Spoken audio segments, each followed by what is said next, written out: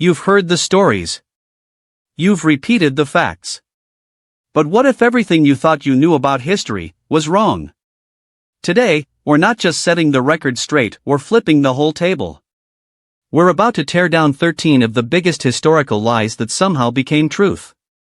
Buckle up, your history teacher might cry after this one. 1. You know that one fact your high school teacher definitely dropped to show how crazy the Roman Empire was? Emperor Caligula made his horse a senator. Yeah, about that? It's total historical hot garbage served with a side of clickbait. Let's break it down. First off, who even was Caligula? Short version, he was a Roman emperor, ruled for about 4 years, and historians basically agreed he was nuttier than a fruitcake left out in the sun. Ancient TMZ, aka Roman historians, loved roasting him for everything: bad policies, weird sex stuff, and yep, the horse. But here's the thing, the whole senator horse story? It's likely satire. Yep. Not a law. Not a ceremony. Not a ribbon cutting at the Roman Capitol with a hoofprint signature. Just ancient trolling. Imagine if someone 2,000 years from now found a Reddit thread joking that Elon Musk made his toaster CFO of Tesla and they believed it was real. That's literally what's happening here. So why the horse? Caligula had a horse named Incitatus. Which, by the way, means swift, so basically, the Mustang GT of horses. He reportedly gave Incitatus a marble stall, an ivory manger, and a house with servants. Which sounds like the horse was either Roman royalty, or an influencer with a really good PR team. Now, ancient sources like Suetonius think of him as the Roman version of a gossip YouTuber claimed Caligula wanted to make the horse a consul. But Suetonius also says Caligula talked to the moon, so, grain of salt there. Most modern historians think this whole thing was Caligula's giant middle finger to the Roman Senate. As in, y'all are so useless, my horse could do your job better. Which, honestly, that's a level of petty we have to respect. It's like your boss showing up to a meeting with a Furby and saying, "This is your replacement." Is it real? No. Is it a power move? Absolutely. But here's where it gets even juicier. The myth stuck not because it was true, but because it was funny. Ancient writers were all about drama. Caligula wasn't the first emperor to get memed into madness, and he wouldn't be the last. If the Romans had TikTok, you know this would have been a sound. So, did Caligula make his horse a senator? No. But did he threaten to? Maybe. Did he weaponize sarcasm better than your Twitter mutuals? 100%. Moral of the story? Even in 40 AD, it wasn't about what actually happened, it was about what got clicks. Caligula wasn't just emperor, he was running the first ever doom-scrolling media empire. So next time someone drops the horse senator line, hit him with the facts. Or better yet, just say, "Yeah, and I made my cat the head of HR. Welcome to Rome."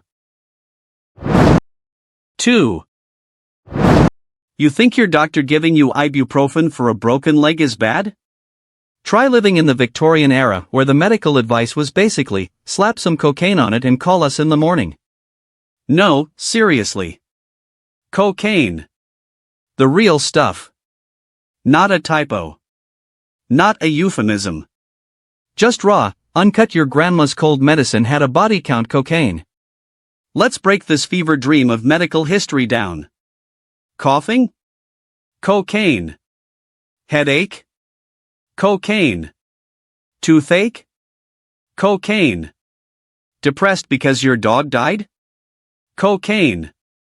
If you sneezed wrong in 1880, there was probably a British gentleman with a handlebar mustache ready to prescribe you a good old tincture of nose fireworks. Victorian pharmacies were basically Breaking Bad with fancier fonts. But why cocaine? Were they just clueless? Kinda, yeah. But also, it was the original hype drug. Sigmund Freud, yes, the guy who thinks you wanna marry your mom, was a huge fan. He literally wrote love letters to cocaine like it was his toxic ex he couldn't quit. He called it a magical drug. He said it cured depression, impotence, addiction, and even the Monday scaries. Okay, not that last one, but close. It was the Gatorade of the Victorian medical world. Except instead of electrolytes, it gave you confidence, energy, and a solid chance of hallucinating a horse in your living room. Oh, and it gets better. Cocaine was in everything. Cocaine drops for toothaches for children. Cocaine nerve tonics for exhausted housewives. Cocaine lozenges so you could sing better at parties. And yes, the original Coca-Cola had actual cocaine in it. That's not a meme. That's history. The Coca in Coca-Cola wasn't just branding, it was ingredients. Imagine if Gatorade was 40% meth and nobody noticed. So how did this all end? Well, eventually, people realized that cocaine has some slight side effects like addiction, heart problems, psychosis, and dying in a ditch. By the early 20th century, governments were like, hey, maybe no? And started banning it. But it took decades. Why? Because it was profitable. Like Victorian Big Pharma profitable. Also, people genuinely thought it worked. When your options are bleed me with leeches or snort this miracle powder and feel like Batman, you're picking powder. Irony alert? The same society that wore 20 pounds of wool to the beach and thought ankles were scandalous was casually handing out hard drugs to toddlers. Talk about priorities. So what did we learn? Victorian medicine was like a chaotic Google search. Try one remedy, die slightly slower, and if you're lucky, invent jazz on the side. The next time your friend says, doctors used to be so much smarter, show them a vintage ad for cocaine-infused lozenges featuring a smiling baby. And then say, congrats, your grandpa was basically a 19th century drug mule.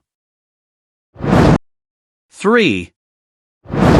You'd think monks were all about quiet prayer, simple robes, and maybe some Gregorian chanting, right? Plot twist, these dudes were basically running the brewdog of the Middle Ages. Yes, medieval monks got absolutely buzzed every single day and swore it was for the Lord. Blessed be the hops. So wait, monks were boozing it up? Yes. And not just a little chalice of wine with dinner. We're talking gallons. Like, I'm fasting but still crushing 6 beers a day level of consumption. And the best part? They framed it as spiritual discipline. Imagine telling your boss, yeah, I've been drinking all morning, but it's part of my productivity strategy. That's monk logic. But why the holy hangovers? Back then, water was, let's say, suspicious. Like, this might kill you suspicious. And beer? Beer was safe. Boiled during brewing, full of calories, mildly alcoholic, basically medieval Gatorade. Except instead of electrolytes, it gave you a buzz and divine clarity. Monks needed something to drink during fasts, when solid food was off the menu. Enter, liquid bread. That's what they called it. It's beer. They meant beer. They were just giving it a Bible-friendly rebrand. And they didn't half-send it either. Some abbeys brewed stronger beer for the monks, weaker beer for the peasants. That's right, monks were literally crafting IPAs before it was cool. The Abbey of St. Gall had its own microbrewery before TikTok even existed, by like 1,200 years. You could say they were the original hipsters. Living off the grid, making artisanal booze, and judging everyone else for fun. But here's the twist. This wasn't considered wild. It was normal. Expected. Even holy. Monks wrote brewing manuals. They tracked their recipes. They had beer quotas. Some drank up to 5 liters per day. That's like 14 cans of beer before Vespers. Try picturing a monk chanting in Latin while absolutely plastered. Suddenly the mystical visions make a lot more sense, huh? Modern analogy time. Imagine if your local yoga studio started brewing craft beer and said, this IPA brings you closer to inner peace. Now imagine they also ran the school, the hospital, the library, and were the only people who could read. That's medieval monks. So what did we learn? Drinking beer wasn't a vice, it was a virtue. The monks saw alcohol not as a party drug, but a gift from God himself. And who were they to question divine fermentation? Next time someone calls a beer heavenly, just know, the monks meant that literally. So go ahead and raise a glass or 5 and say, it's not day drinking. It's medieval self-care. 4. You know how your cat ignores you until 3 a.m. when it sprints across your face? Well, in the 1960s, the CIA saw that and went, this is the perfect spy. Spoiler, it was not. Let's talk about Acoustic Kitty, the CIA's actual attempt to turn a house cat into James Bond. No, not a nickname. Not a code word. That was literally the project's name. You can't make this stuff up, and yet somehow, they did. So what was the plan here? Simple. LOL, no it wasn't. The CIA wanted to eavesdrop on Soviet officials during the Cold War. Problem was, humans are obvious. Microphones are bulky. And pigeons can't be trusted. So someone probably while sleep-deprived and panic-drinking instant coffee pitched, what if we used a cat? Like, a real one. Just, bug it. Enter, Franken-Kitty. They surgically implanted a microphone in the cat's ear. A transmitter in its chest. And an antenna in its tail. Again, this isn't sci-fi. This is documented. Weird, publicly declassified, taxpayer-funded realness. They figured cats could sneak into places undetected. You know, 'cause cats are graceful, stealthy, and famously obedient, right? Wrong. So wrong. Test number 1. They released the spy cat near a Soviet embassy. Its mission, casually wander into range and pick up a juicy conversation. Reality. It bolted into traffic and got flattened by a taxi within minutes. Operation Acoustic Kitty was over faster than a TikTok trend. Billions in Cold War budget. Years of planning. Top surgeons. And a cat that did what cats do best, ignored everyone and yeeted into danger. Modern equivalent? This is like strapping an AirTag to a raccoon and expecting it to crack Russian cyber warfare. Actually, that might still work better. Why did they even try this? Cold War paranoia was wild. America was convinced the Soviets were winning in espionage, tech, and mind control. So the CIA was out here playing 4D chess with laser cats. There were also rumors of dolphin assassins, pigeon cameras, and psychic soldiers. Acoustic Kitty was just one line item on a shopping list of bad ideas. The ironic twist? They did more harm to cats than to communism. The Soviets didn't even know it happened. Which is maybe the one win here. No one had to explain to Khrushchev that a CIA cat tried to crash his lunch. So what did we learn? Cats are cute. Cats are not spies. The Cold War was messy. The CIA should never run a pet adoption center. Operation Acoustic Kitty was meowvelously stupid and it cost millions. So next time your cat knocks your phone off the counter, just remember. She could have been a CIA asset if she hadn't flunked out of spy school. 5. You know that feeling when you hear a bop so good, you just can't stop moving? Now imagine that, but for days, until your legs give out, your body shuts down, and you, quite literally, dance yourself to death. No, this isn't a deleted scene from Footloose, the horror edition. This is a real historical event. Welcome to the dancing plague of 1518, or, as I like to call it, Boogie Until You Drop, Strasbourg edition. So what the hell happened? In July 1518, a woman in Strasbourg, modern-day France, walked into the street and just started dancing. No music. No crowd. Just vibes. And then, she kept going. 4 hours. Then days. And then, plot twist, people joined her. Within a week, dozens were dancing non-stop. By the end of the month? Hundreds. This wasn't a flash mob. This was a plague. And yes, people actually died. From exhaustion, heart failure, strokes, all because they couldn't stop moving. How bad was it? City officials were like, let's not stop them. Let's help them. Maybe it's a spiritual purge. So naturally, they built a stage. Hired musicians. Dancers. A whole hype crew. That's right. Instead of calling doctors, they called the medieval equivalent of Coachella. Spoiler, it didn't help. Why did this happen? Great question. No one really knows. But historians have guesses. Mass hysteria, because life was trash, plague, famine, politics, sound familiar, people's brains snapped. Ergot poisoning, a fungus in rye bread that causes hallucinations. Basically LSD toast. Religious mania, some thought they were cursed by Saint Vitus, the patron saint of dancers? Yeah, the Middle Ages were wild. Or maybe, just maybe, TikTok existed in spirit and went way too far. Pop culture comparison? This was the original going viral.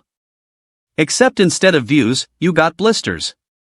Instead of likes, you got cardiac arrest. This was Charlie D'Amelio meets The Walking Dead, except everyone's in a corset and there's no Wi-Fi. And the ironic twist? The town encouraged it. They didn't try to stop it, they leaned in. It's like seeing someone on fire and going, hey, you cold? Here's some kerosene. Eventually, they carted the dancers to a shrine and forced them to chill.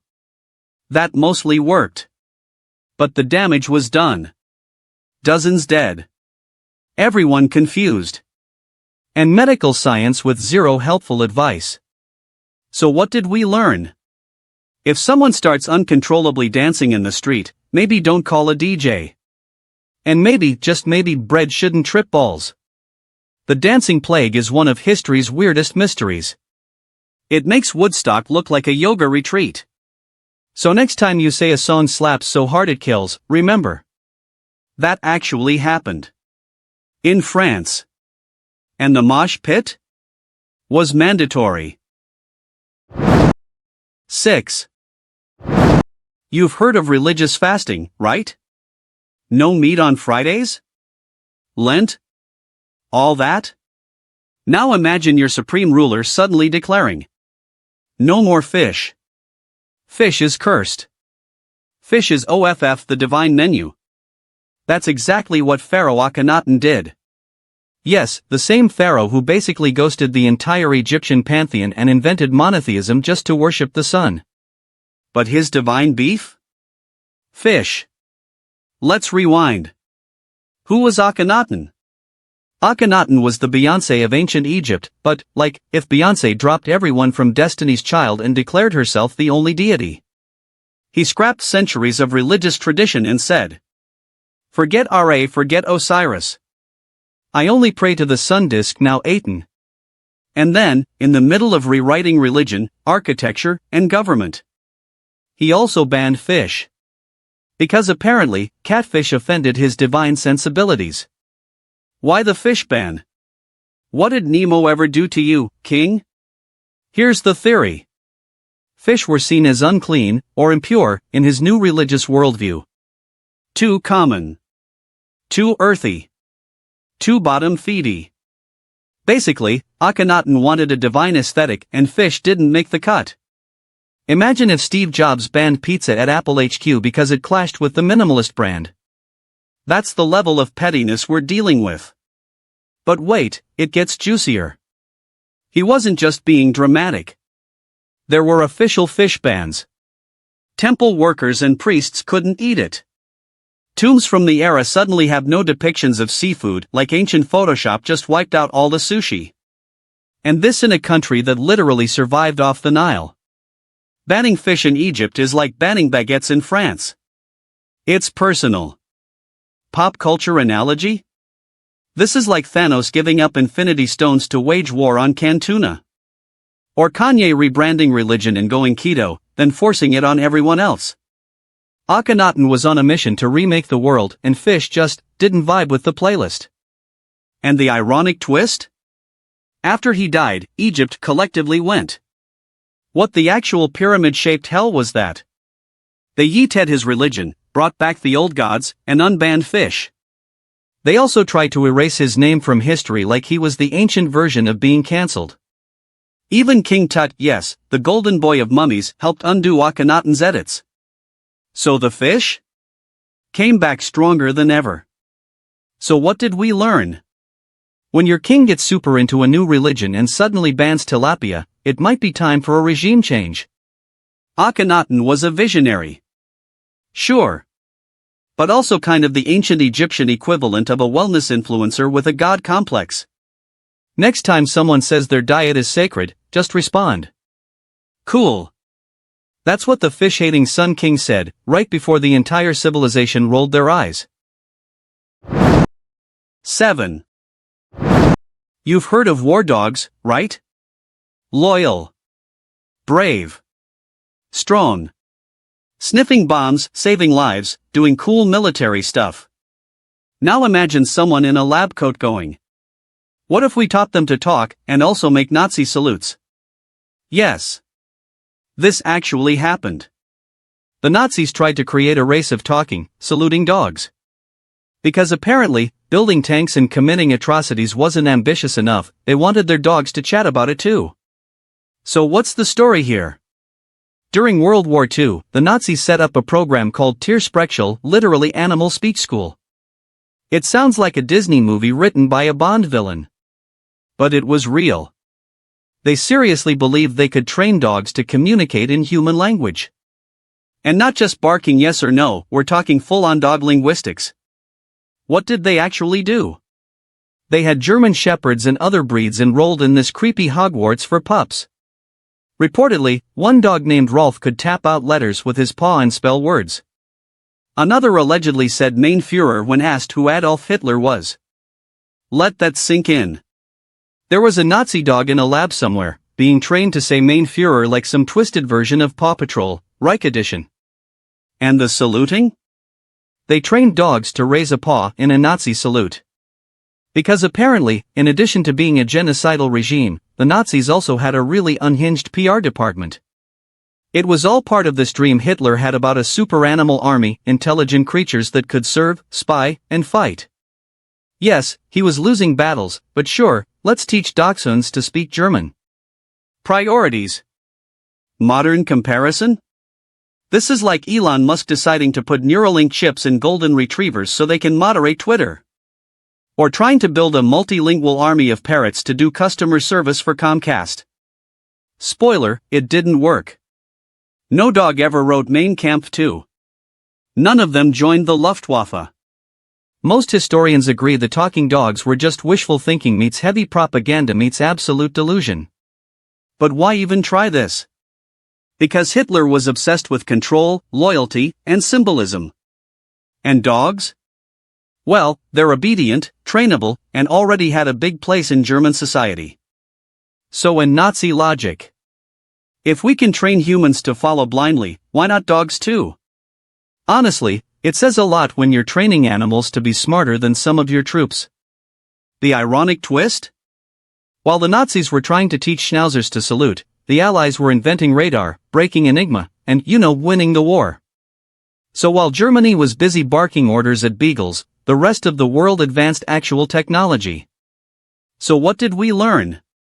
You can't teach an old dog new tricks, especially if those tricks involve fascism. The Nazis wasted precious wartime resources trying to build a canine cult of personality, and it backfired harder than a V-2 rocket. So next time your dog tilts its head like it understands you, don't panic. Unless it says Heil, in which case, you need a new vet. Or as history's weirdest dog might have said, Mein Führer, fetch? 8. Picture the Olympics. Now strip away the sponsors, the spandex, the TV cameras. And also the clothing. Yep. The original Olympic athletes? But naked. Not forgot my shorts naked. Not wardrobe malfunction naked. We're talking glory to Zeus, everything out, bronzed buns bouncing in the breeze naked. So what's the deal? Why the nudity?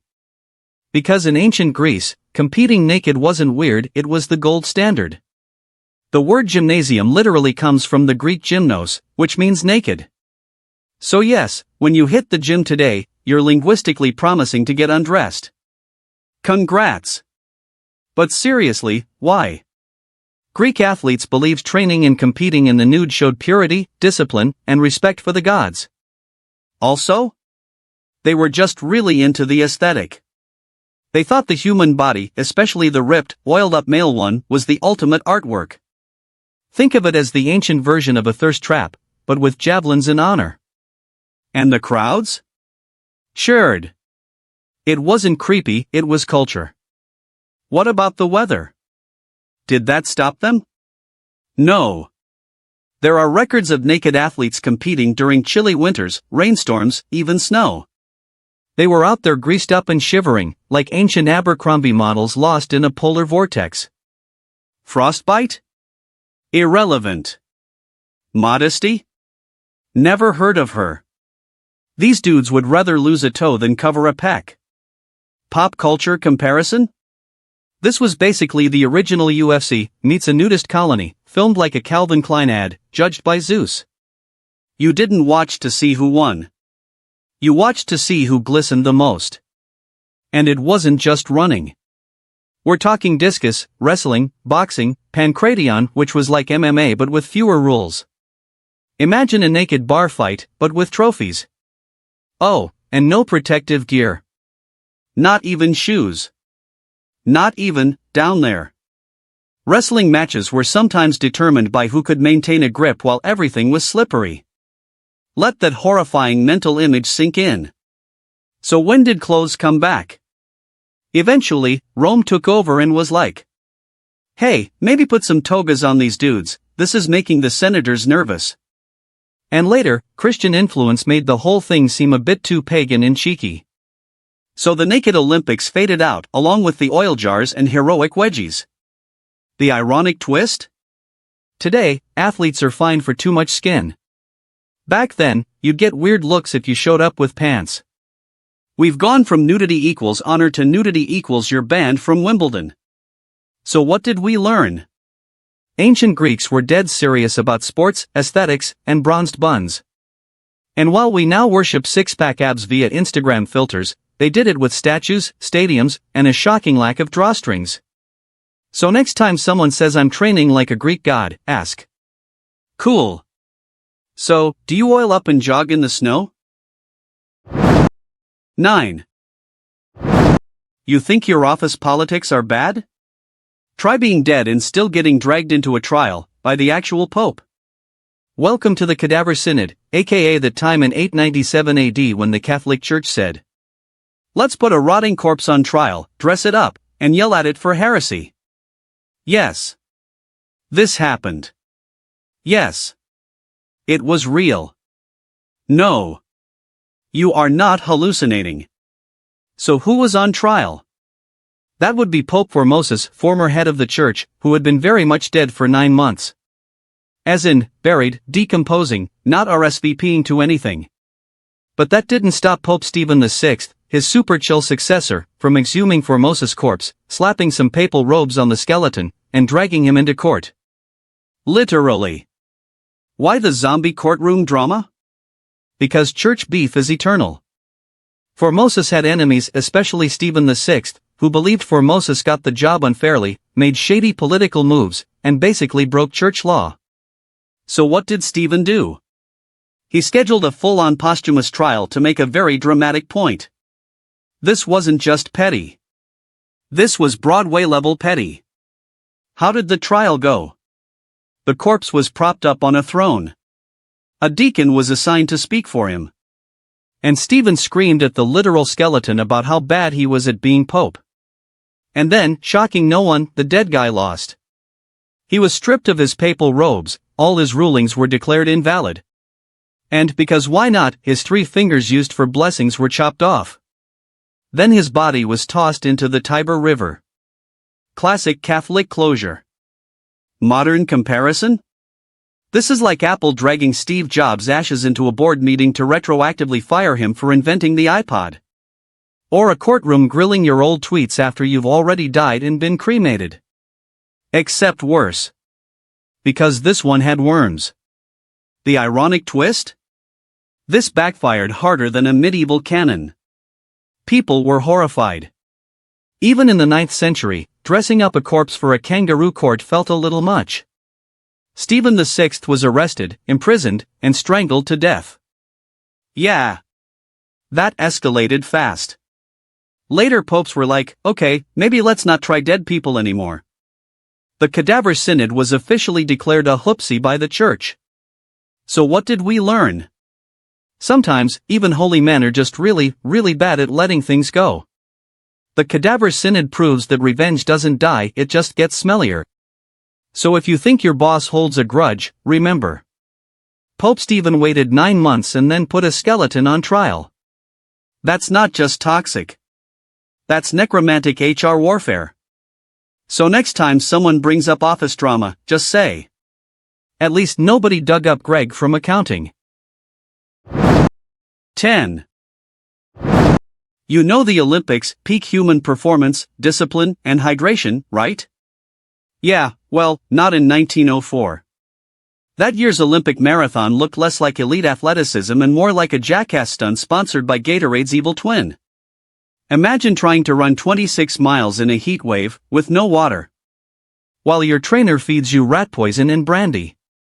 Because that's exactly what happened. Welcome to the 1904 St. Louis Olympics, aka the worst marathon in history. So what was wrong with this race? Everything. Let's start with the basics. It was 90 degrees Fahrenheit. The course was dusty, unpaved, and filled with hills. There were only 2 water stations, and that was on purpose. Why? Because officials wanted to test the effects of dehydration. That's right. They turned the Olympic marathon into a human science experiment. For funsies. And who were the competitors? Oh, just the most chaotic cast imaginable. A guy who took a wrong turn, hitched a ride in a car, then ran back onto the track for the win. He was disqualified. A Cuban mailman who ran in street clothes, took a nap mid-race, ate rotten apples from an orchard, and vomited his way to 4th place. A South African runner who was chased off course by wild dogs. This wasn't the Olympics. It was Mario Kart with heatstroke. Now let's talk about the winner. Enter, Thomas Hicks. American runner. Iron will. Terrible medical supervision. His trainer gave him a mix of egg whites, brandy, and strychnine, a literal rat poison, to keep his energy up. Yes. You read that right. They fed him actual poison. Multiple times. During a race. And then just kept going.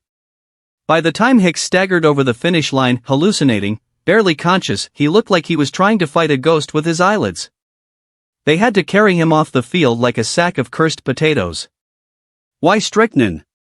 Because in 1904, science was basically just vibes and Victorian cocaine energy. Strychnine in small doses was thought to stimulate the nervous system.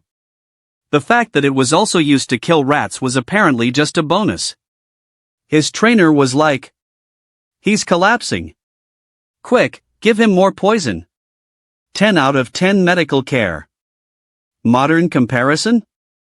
This is like LeBron James playing a playoff game on a treadmill in Death Valley. With tequila in his water bottle and Tide Pods as a snack. And he still wins. Barely. The ironic twist?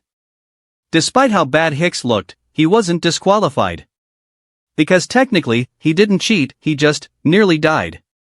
So he got the gold medal. For surviving what was basically an endurance deathmatch. Meanwhile, officials called the whole thing a success, and congratulated themselves. Because nothing says Olympic spirit like a finish line with corpse vibes. So what did we learn? If you think your workouts are brutal, at least your personal trainer isn't handing you poison shots and yelling, run faster or die. The 1904 marathon wasn't just poorly planned, it was a war crime and sneakers. So next time someone says, they don't make Olympians like they used to, just respond, yeah. Because now they'd rather not commit mass heatstroke with a rat poison chaser. 11. You know tomatoes' red, juicy, harmless little salad buddies? Well, Victorians thought they were murder apples. Straight-up digestive terrorists. The fruit that would liquefy your insides and send you to an early, acidic grave. Because nothing says science like, "That thing looks tasty. It must be deadly." Welcome to the 18th and 19th centuries, where people were smart enough to invent steam engines, but too scared to eat spaghetti sauce. So why the tomato slander? It starts with a nickname. The poison apple. Yup. That's what people actually called it. Why? Because European aristocrats kept dying after eating tomatoes. And naturally, instead of blaming poor food safety or their lead-line plates, they blamed the tomato. Imagine getting food poisoning from bad sushi and swearing off all fish and rice forever. That's Victorian logic.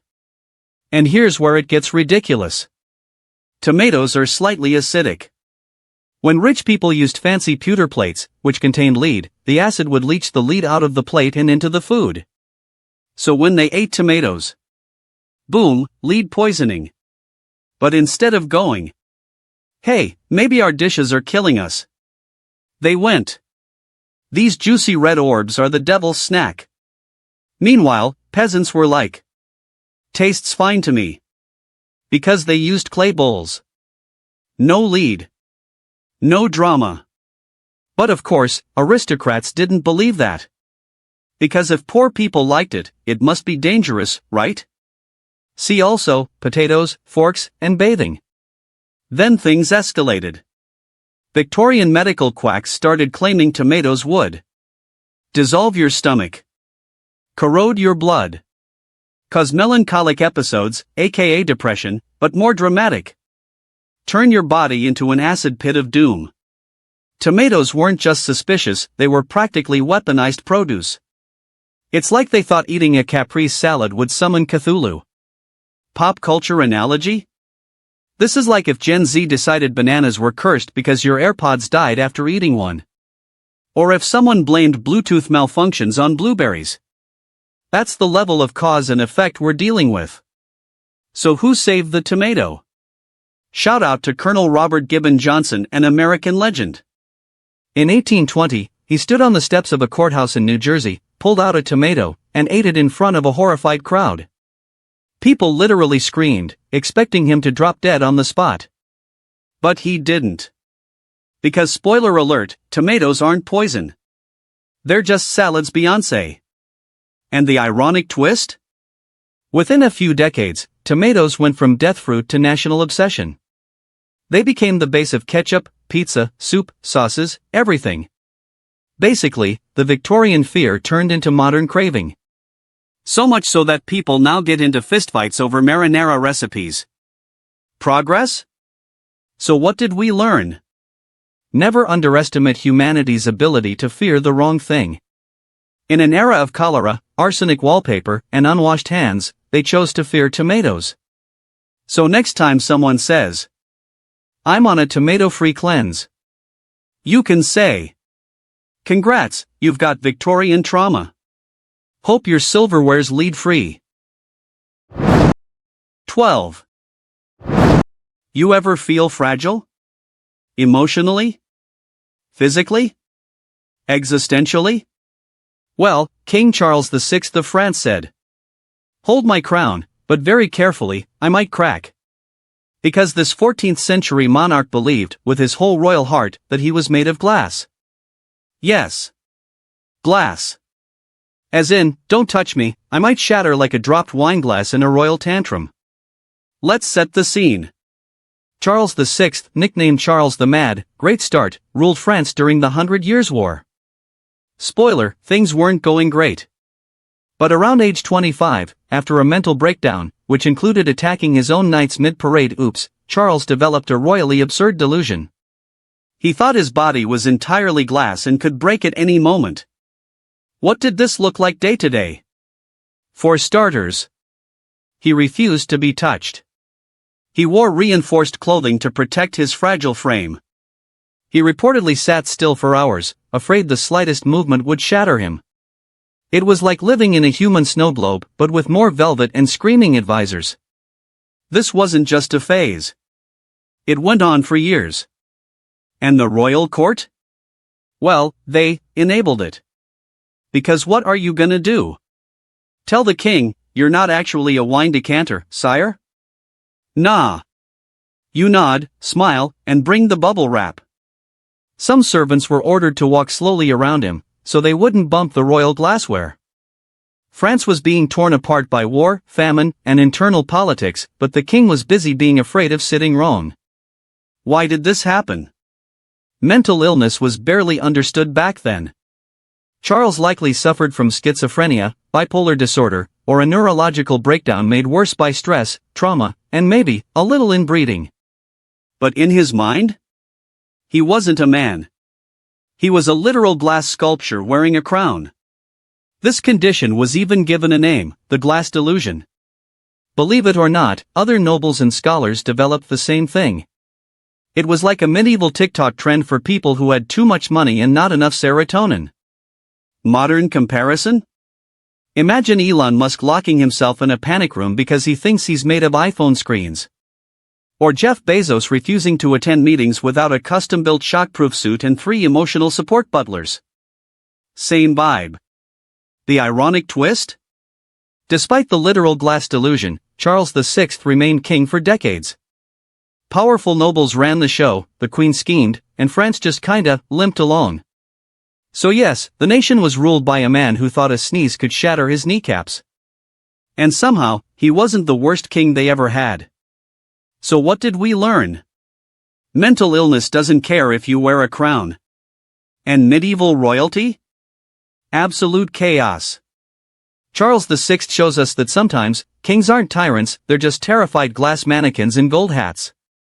So next time you're having a fragile day, just say, "At least I'm not hiding in a castle because I think I'm a wine glass." 13. You've probably heard of kamikaze pilots, battleships, and island-hopping campaigns in World War II. But did you know Japan once tried to win the war with balloons? Like actual floating, helium-less, jet stream-riding party balloons, except with explosives instead of SpongeBob faces? Because when you've exhausted every traditional tactic, obviously the next step is, let's send bombs across the Pacific, using the wind. Welcome to the Fugo campaign. In 1944, Japan built over 9,000 giant paper balloons, attached bombs to them, and launched them into the sky. The plan? Let the jet stream carry them across the Pacific Ocean to North America, where they'd hopefully land, explode, and terrify the US. Basically, a 6,000-mile guessing game of sky murder. How big were these things? Think, a 33-foot wide balloon made of rice paper and glue, with a bomb strapped to the bottom. No guidance system. No tracking. Just wind, hope, and vibes. It was the world's least predictable airstrike. This was the Axis equivalent of sending a threatening message in a bottle, and then nuking a beach. And did it work? Sort of. But also not really. A few of the balloons did reach the US. They landed in Oregon, Washington, California, and even as far as Michigan. Some caused small forest fires, though not as many as Japan hoped. One tragically killed 6 civilians in Oregon, the only World War II deaths on continental US soil. They were out on a picnic and found a balloon. It exploded when touched. Horrific. Heartbreaking. Also, completely random. The rest of the balloons? Most crashed harmlessly. Some never made it. A few were discovered decades later, like bomb-laced Easter eggs of doom. Seriously, one was found in British Columbia in 2014. Which means some of these sky grenades were just out there vibing in forests for 70 years. Pop culture analogy? Imagine if North Korea tried to cyber-attack the US by mailing USB sticks tied to kites. Or if Elon Musk declared war with an army of rogue Starlink balloons, and forgot GPS. That's the level of weird. Why did Japan try this? Desperation. By 1944, the war wasn't going well for them. They needed cheap, low-risk ways to hit the US mainland. So they turned to the jet stream, which had only recently been discovered. It was like throwing darts from across an ocean, blindfolded, in a typhoon. The ironic twist? The US government covered up the balloon attacks. No media coverage. No public panic. They didn't want Japan knowing the balloons were actually landing. Which frustrated the Japanese so much, they thought it wasn't working and cancelled the campaign. In other words, America ghosted Japan so hard they gave up bombing us. So what did we learn? War makes people do insanely weird things. And sometimes, the best defense isn't missiles, it's just not replying to the balloon texts. The Fugo campaign was bold, strange, and one inflatable Pikachu away from total absurdity. So next time someone says World War II was all tanks and trenches, just say, yeah. Tell that to the paper balloon bombs casually floating over Idaho.